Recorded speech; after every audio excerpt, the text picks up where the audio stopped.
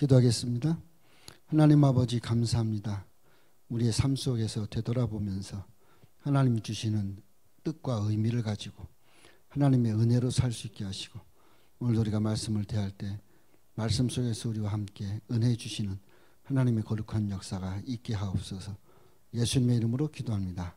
아멘. 성경 말씀 보겠습니다. 갈라디아서 6장 7절부터 10절 말씀까지 봉독해 올리겠습니다. 스스로 속이지 말라. 하나님은 업신여김을 받지 아니하시나니 사람이 무엇으로 심든지 그대로 거두리라. 자기의 육체를 위하여 심는 자는 육체로부터 썩어지는 것을 거두고 성령을 위하여 심는 자는 성령으로부터 영생을 거두리라. 우리가 선을 행하되 낙심하지 말지니 포기하지 아니하면 때가 이름에 이르 거두리라. 그러므로 우리에게 기회 있는 대로 모든 이에게 착한 일을 하되 더욱 믿음의 가정에게 할지니라. 아멘. 이 말씀을 가지고 스스로 속이지 마라 라는 말씀을 생각해 보려고 합니다. 오랜 시기 전에 고 박정희 대통령이 총에 맞아서 죽었을 때 그 장례식장에서 강원영 목사가 이 말씀을 가지고 설교했던 것으로 기억을 합니다. 우리에게 있어서 문제가 무엇일까? 때로는 여러 가지로 생각하고 때로는 여러 가지 방법을 찾기도 합니다. 성경은 스스로를 속이지 마라라고 이야기를 합니다. 이 스스로 속이지 마라라고 하는 것은 우리가 속임수를 가지고 살아가기 때문에 늘 사람을 속이기 때문에 그런 말씀을 하고 있는 것은 아닙니다. 내가 하고 있는 행동과 삶 속에서 무의식 속에서 자기 스스로가 자기를 속이고 있는데도 모른다라는 거죠.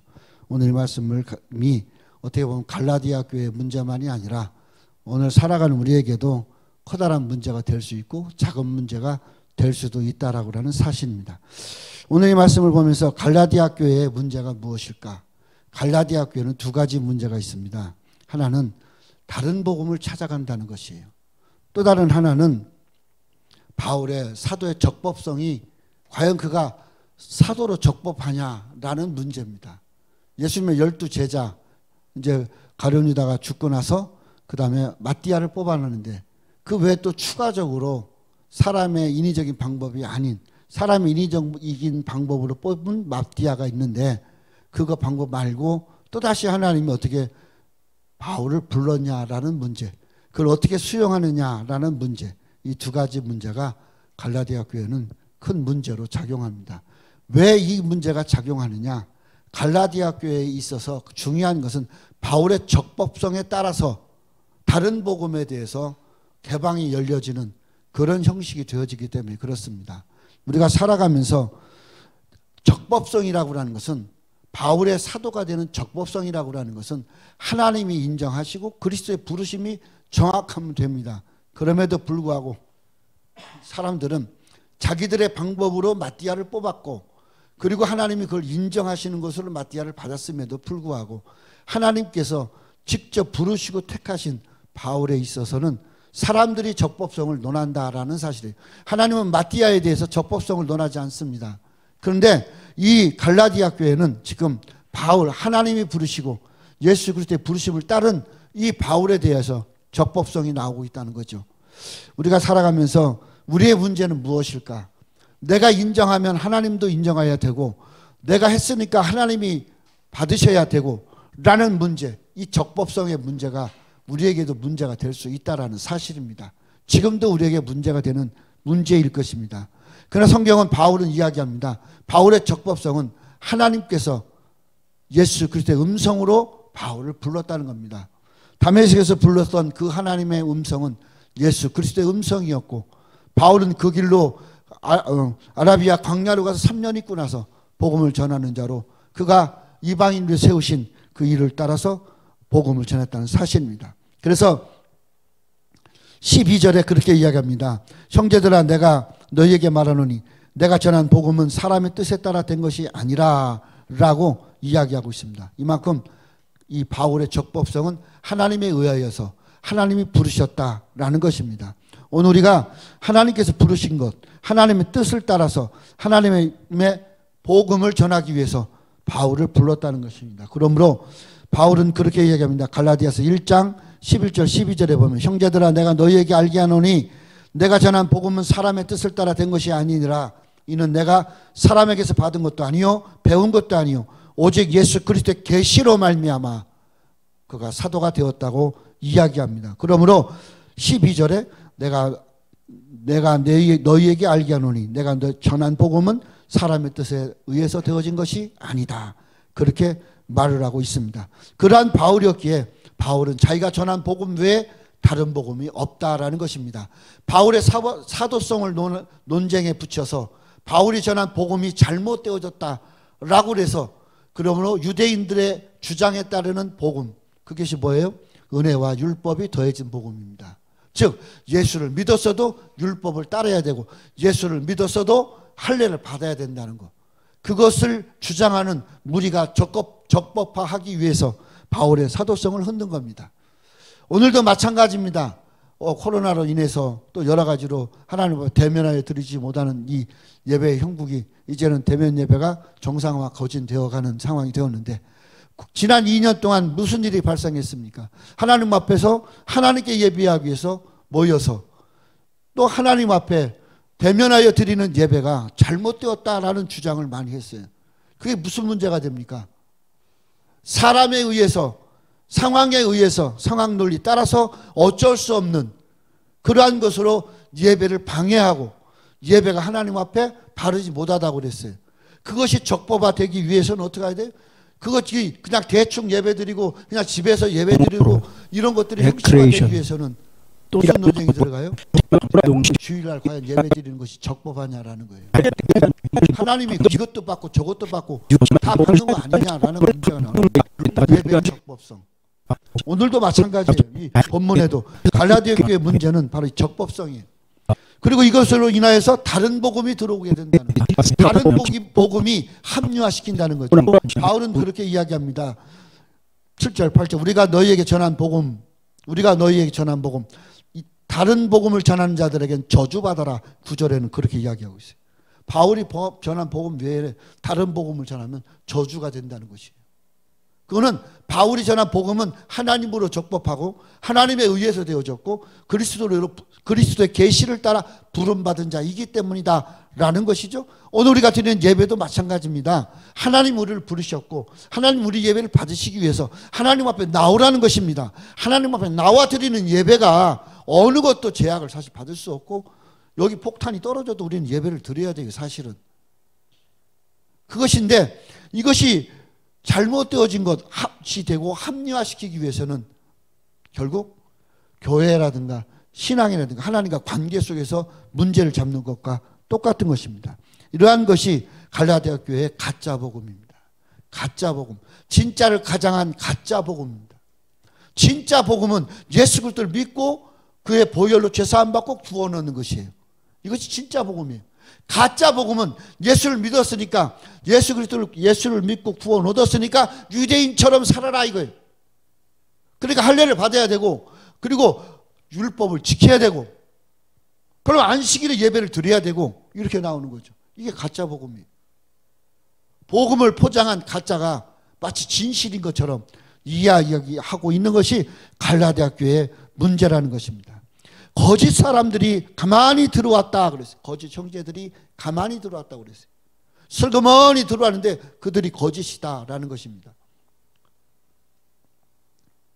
결국 그들은 거짓을 위해서 포장하고 들어온 사람들이라는 겁니다. 바울은 주님을 만났습니다. 다메섹에서. 그러고 나서 바로 아라비아로 갔고 거기서 다메섹으로 가서 공부를 하고 또 경험을 하고 그리고 나서 그가 복음을 전하기 위해서 올라옵니다. 그리고 그는 게바를 만나려고 예루살렘으로 갑니다. 그런데 하나님은 베드로를 만나게 하지 않아요. 왜? 이미 바울의 적법성은 사람이 인정하는 것이 아니라 부르신 하나님으로서 그가 적법하다는 것을 하나님은 깨우치는 겁니다. 그래서 그는 바로 예수님의 형제인 야고보를 만난 후에 복음을 전하는 그런 사도로 그가 일을 하게 되는 것입니다. 그런데 스스로 속이는 자들은 그렇지 않습니다. 스스로 속이는 자들은 복음도 속이고 그리고 구원도 속입니다. 다른 논리가 섞여서 마치 그것인 것처럼. 오늘날 예배에 대해서도 마찬가지잖아요. 자유주의자들이 들어와서 어떻게 해요? 예배를 뒤흔들어 놔요. 예배 근간을 흔들어 놔요. 그리고 예배도 자유로워야 되고 그냥 사람이 좋으면 좋은 거고 내가 좋으면 좋은 거고 복음이 어떻게 하나님 앞에 예배하는 자가 내가 좋아서 예배 드려요? 내가 좋으니까 예배를 통해서 기쁨이 돼요? 예배는 어떤 환경 어떤 형편에서든지 하나님을 대면하여 드리고 하나님을 대면하여 드리니까 하나님께서 우리에게 은혜를 주셔서 우리가 기쁜 것이에요. 그리고 우리가 드리는 예배를 하나님이 받으셔서 기쁜 거예요. 그런데 우리는 그렇게 생각하지 않아요. 그게 뭐예요? 스스로 속이는 겁니다. 스스로 속이지 마라. 그렇게 오늘 본문은 이야기하고 있습니다. 우리는 형의 장자의 명분을 빼앗기 위해서 팥죽을 끓였던 이 야곱은 그 팥죽으로 형을 속입니다. 행위는 속이는 거였지만 하나님의 논리는 진리였어요. 무슨 말인지 아세요? 동생이 복을 받아야 돼요. 동생이 먼저 손을 뺐다가 드러냈으니까. 그리고 뱃속에서도 끊임없이 다퉜으니까. 그러면서 그가 태어날 때, 쌍둥이가 태어날 때 하나님은 이삭과 리브가에게 말합니다. 작은 자, 큰 자가 작은 자를 섬길 것이다. 축복의 사람은 야곱이라고 분명히 이야기하셨어요. 당연히 야곱이 복을 받아야 되는데 이삭은 야곱에게 복을 주려고 안 해요. 그러니까 당연히 형의 장자의 명분을 형식적으로 뺏는 꼴처럼 그렇게 모양새를 갖게 되는 겁니다. 그러나 뺏은 것이 아니에요. 당연한 거예요. 그리고 나서 이 일로 인하여서 야곱은 어떻습니까? 야곱의 삶은 삼촌 집에서 끊임없이 거짓에 휩쓸리게 돼요. 삼촌이 끊임없이 돈 세경이라고 그러죠. 돈 주는 것도 바꾸고 또 바꾸고 또 부인도 바꿔서 집어넣고 결국 속여서 장자의 명분 받고 나서 속임을 끊임없이 당하는 야곱을 볼 수가 있습니다. 하나님은 만월의 여김을 받지 않습니다. 조롱받지 않는다 이 말이죠. 스스로 속이는 자가 되어서는 안 됩니다. 내게서 하나님 그리스도를 향한 열매가 없는데도 불구하고 내가 그리스도의 열매가 있는 것처럼 인위적으로 포장하는 사람도 얼마나 많은지 모릅니다. 그것이 우리나라 속담에 그거 있죠. 개같이 벌어서 정승같이 쓰자. 바로 이 말이에요. 내가 못되게 해서 잘못해서 시kan 벌어놓고 쓸 때 마치 이것이 정당화해서 벌은 것처럼 유익된 것으로 포장해버린다면 그건 스스로 속이는 자가 되는 거예요. 심는 원리는 심어진 것이 바른 대로 콩이 심었으면 콩이 나야 되고 팥이 심었으면 팥이 나야 돼요. 콩 심은 데서 땅콩 나는 것이 아니에요. 근데 우리는 그렇게 생각을 하지 않아요. 그리고 심어지면 그 심어진 씨앗의 법칙에 따라서 절차에 따라서 싹이 나고 그 다음에 열매가 맺혀지고 꽃이 피고 열매가 맺혀지는 거예요. 그런데 한 번 심으면 그냥 바로 열매가 나는 것처럼 그렇게 또 생각하는 사람들도 있어요. 결국 우리가 살아가는 삶 속에서 스스로 속인다고 하는 것은 열매가 없음에도 열매 있는 것처럼 또 그리스도인이 아닌데도 그리스도인처럼 포장하는 것이 바로 문제가 될 수가 있다는 겁니다. 오늘 우리가 하나님의 사람은 예수 그리스도를 믿고 구원 얻은 사람인데 예수 믿고 구원 얻은 사람이 유대인처럼 살기 위해서 유대인과 같아지기 위해서 율법 할례를 받고 율법 속에 살아간다면 그게 어떻게 예수 믿고 구원 얻은 사람이겠어요? 그런데 이 논리에 지금 갈라디아 교회가 흔들리고 있다는 겁니다. 뿌리째 근간이 흔들리고 있다는 것이에요. 우리나라 코로나가 오면서 이 코로나로 인해서 우리나라도 예배의 근간이 뿌리째 흔들렸어요. 9천여 교회가 문을 닫았어요. 이거는 문교부에서 조사한 거예요. 문교부 교회마다 찾아가면서 체크하고 체킹하고 우리 교회도 3번인가 4번 왔어요. 하면서 그것 가지고 통계냈더니 갔는데 문이 닫혀 있는 교회들이 9천여 교회들이 9천여. 우리나라 6만 교회도 채 안 되는데 어마어마하게 문을 닫았죠. 1차 대전 때 독일에 흑사병이 돌았어요. 독일의 1차 대전으로 흑사병이 돌 때 독일의 교회들로 환자들이 찾아 들어왔어요. 교회는 환자들로 넘쳐났어요. 목사님들하고 사모님들하고 뭐 교회 관리하는 사람들이 그들을 돕느라고 정신없어요. 그때 당시에는 약이나 제대로 있어요? 그냥 전염되면 끝나는 거예요. 흑사병 전염이에요. 10,000,000명이 죽었어요. 독일에 10,000,000명이 죽었어요. 그 당시 독일 인구의 3분의 1이에요. 그래서 독일은 지금도 여전히 하나님께 예배하면서 그 교회가 든든하게 세워지는 것을 볼 수가 있습니다. 오늘 우리가 하나님 앞에 은혜로 산다는 것은 율법을 지켜서 사는 것이 은혜가 아닙니다. 그럼에도 불구하고 구원 얻은 자가 반드시 율법을 지켜야 한다고 그래요. 구원 얻은 자가 하나님을 기쁘게 하고 하나님의 사람으로 살기 위해서 율법이 저절로 지켜지는 거예요. 그런데 율법을 지켜야만 하나님의 은혜로 산다라고 한다면 예수 그리스도의 보혈이 무슨 의미가 있냐 이게. 오늘 우리가 하나님 앞에서 스스로 속이지 마라라는 것은 내가 예수 믿고 구원 얻은 사람답게 당연하게 살아야 되는데 내가 예수 믿고 구원 얻은 사람으로서 산다고 하면서 어떤 형식과 어떤 틀에 얽매인다면 그것으로 인하여서 내가 예수 믿는 사람처럼 내가 하나님의 일꾼인 것처럼 보여진다면 보여지기 위해서 그 노력을 한 것이지 구원 얻은 자로 살아가기 위해서 그렇게 한 것이 아니다라는 거죠. 하나님은 업신여김을 받지 않습니다. 하나님이 업신여김을 받지 않는다라는 것은 하나님은 참다운 믿음을 착각하고 복을 주고 그러지 않는다는 말이에요. 하나님은 하나님을 욕되게 하는 자는 하나님이 받으시지 않아요. 또 하나님이 기뻐하지 않는 일을 하는 자는 하나님은 그와 함께 하지 않아요. 그러면서도 그럼에도 불구하고 우리는 마치 하나님이 이것도 해주시고 저것도 해준다고 착각을 한다는 거죠. 즉 내가 하는 것이 내가 예수 믿는 사람이니까 정당화되고 내가 하는 것이 바르다라고 생각하면 안 된다는 것이.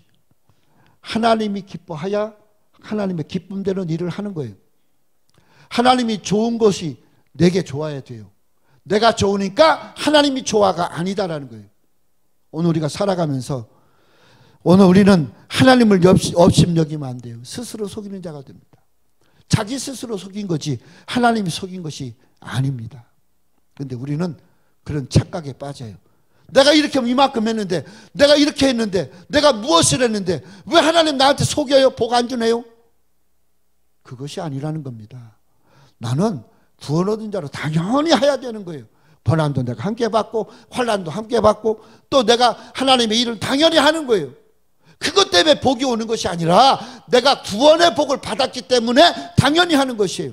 내가 예수 그리스도의 일꾼으로 사명자로 부름 받았으니까 당연히 겪고 가는 것이에요.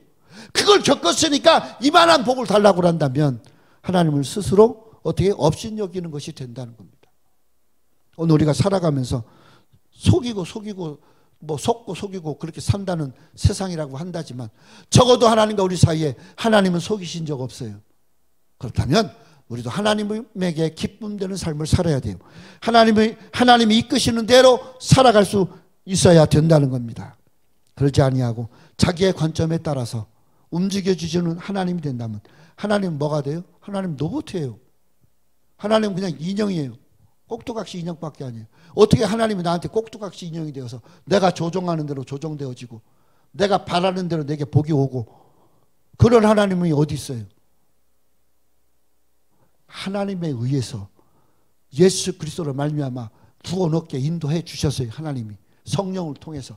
그러면 우리가 예수 그리스도로 말미암아 구원 얻은 사람으로서 하나님의 영광을 위해서 살아가야 돼요. 내가 하나님의 영광을 위해서 산다고 해서 내게 복이 주어지는 것도 아니에요. 만나가 떨어졌다고 해서 그 만나로 뭐 아파트 고층 빌딩 진 거 아니에요. 그냥 한 끼 겨우 먹었어요. 넉넉하지는 않지만 배고프지 않고 먹었다 이 말이에요. 그게 만나의 삶이에요. 광야 40년. 어디다 쌓아놓고 쟁여놓고 다 썩어버렸어요. 그냥 주시는 대로 그냥 요만큼 주면 요만큼 먹고 저만큼 주면 저만큼 먹고 그렇게 살아온 것이 만나 생활이에요. 우리 주기도문에도 일용할 양식을 달라고 그래. 일용할 양식. 일용할 양식이 뭐예요? 일용할. 그냥 하루 먹어 족한 거예요. 그냥 요만큼 먹으면 되는 거예요. 이걸로 인해서 피해가 오거나 아프거나 고통이 안 오면 되는 거예요. 딱 그만큼이에요. 우리는 그렇게 달라고 하면서 쌓아놓고 쟁여놓을 것만 생각해요. 하나님을 만홀히 여기면 안 됩니다.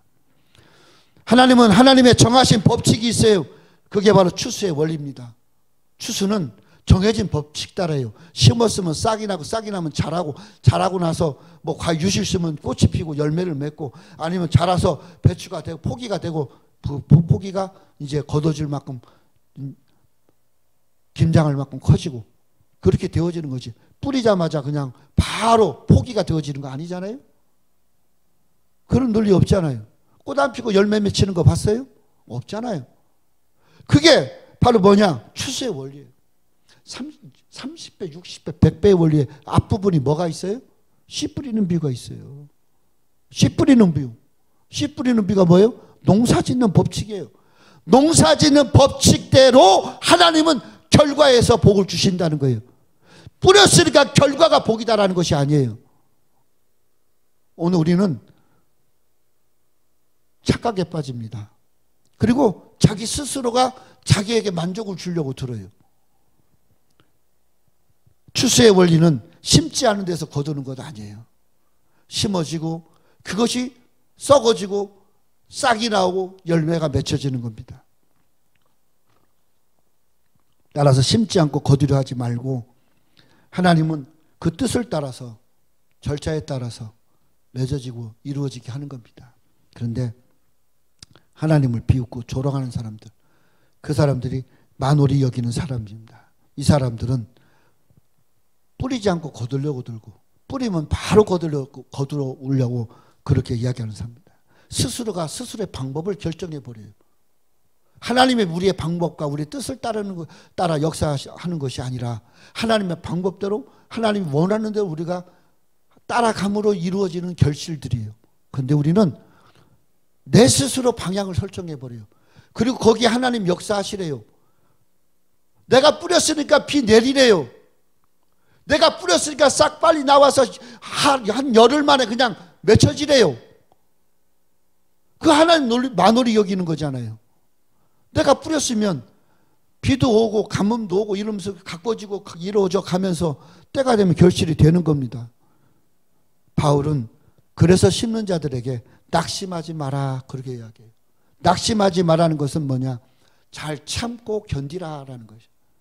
참고 견디는 것은 씨 뿌리는 사람에게 굉장히 중요한 마음의 자세입니다. 사명을 따라 살아가는 사람, 사도 바울처럼 또 사도들처럼 부르심에 의해서 복음을 위해서 살아가는 사람들, 예수 믿고 구원 얻은 자의 살아가는 삶이 그 방향이 무엇이냐? 그것이 바로 인내입니다. 참고 견딜 수 있어야 돼요. 고난도 올 수 있고 환난도 올 수 있고 역경도 올 수 있고 한 만큼 소득이 없는 경우도 있어요. 그래도 법칙과 절차를 따라서 하나님 내게 주시는 허락하신 복을 따라서 하나님의 기쁨 되는 삶으로 살아갈 수 있어야 된다는 겁니다. 낙심은 금물입니다. 낙심하기 시작하면 인내할 수 없습니다. 낙심하기 시작하면 하나님을 볼 수가 없습니다. 절망 속에 빠지기 때문입니다. 신앙생활의 가장 큰 문제가 뭐냐? 바로 낙심되는 때입니다. 내가 열심히 자녀를 양육했는데 자녀의 열매가 별로 없어. 내가 열심히 직장을 다니고 했는데 직장의 결실이 별로 없어. 내가 열심히 농사를 지었는데 농사의 결실이 얼마 없어. 그렇다고 해서 하나님이 없어요? 그렇다고 해서 때가 되면 결실이 안 돼요? 오늘 우리가 살아가야 될 것은 내가 열심히 했는데 내가 열심히 한 거예요. 내가 열심히 한 건 하나님 받으시면 돼요. 그리고 내가 열심히 한 것 속에서 하나님 내게 허락하시면 내게 복이 넘치는 거예요. 또 하나님 더 큰 고난과 환난을 겪으라고 요구하시면 거기서 또 참고 가야 돼요. 선한 일을 행하면 낙심하지 말아야 됩니다. 낙심하면 환난과 고난이 더 깊어집니다. 낙심은 하나님이 아니라 마귀가 주는 것입니다. 낙심은 마귀가 주고 그리고 낙심 속에서 우리는 어떻게 되느냐? 디모데전서 1장 7절에 하나님이 우리에게 주신 마음은 두려워하는 마음이 아니요 능력과 사랑과 절제하는 마음이다 그렇게 이야기했어요. 느헤미야 4장 2절에 보면 이 미약한 유다 사람들이 하는 일이 무엇인가? 스스로 견고하게 하려는가? 제사를 드리려 하는가? 하루의 일을 마치려는가? 불탄 돌을 흙무더기에서 다시 일으키려는가? 그들이 건축하는 돌벽은 여우가 올라가도 무너진다. 그렇게 얘기했어요. 이 약한 유다 사람들, 연약한 유다 사람들이 지금 무엇이에요? 내 스스로 막 견고하게 만들어요. 내 스스로 튼튼하게 해요. 내 스스로 제사 드린 것이 하나님 앞에 정당하다고 제단을 만들고 구에다 그래. 근데 그 제단의 돌이 무슨 돌이에요? 불에 탄 돌이에요. 불에 탄 돌. 불에 탄 돌 위에는 여우를 올려놔도 무너진다는 거예요. 큰 송아지나 양을 올리는 것이 아니라. 그 무슨 말이에요? 하나님 안 받으시겠다는 것이에요. 이게 낙심이에요. 낙심은 우리에게서 독이 됩니다. 독이 되기 시작하면 절망에 빠지고, 절망은 세상도 끊어버리는 곳으로 가기 때문에 낙심하지 않아야 됩니다. 낙심하지 않기 위해서 우리는 나 자신을 꾸짖고 책망하고 회개해야 됩니다.